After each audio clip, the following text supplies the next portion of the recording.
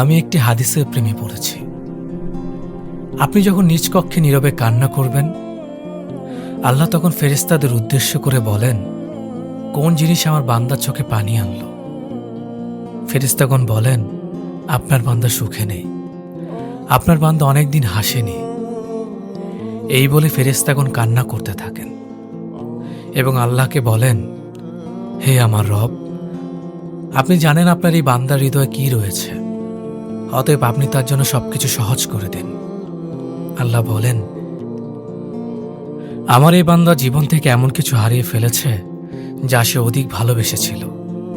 অতএব আল্লাহ বলেন, আমি শপথ করছি, আমার এই বান্দা তার জীবন থেকে যা হারিয়েছে তার চেয়ে উত্তম জিনিস আমি তার জীবনে এনে দেব, যা দেখে দুনিয়া ও আখিরাতের সবাই বিস্মিত হবে। সুবহানাল্লাহ।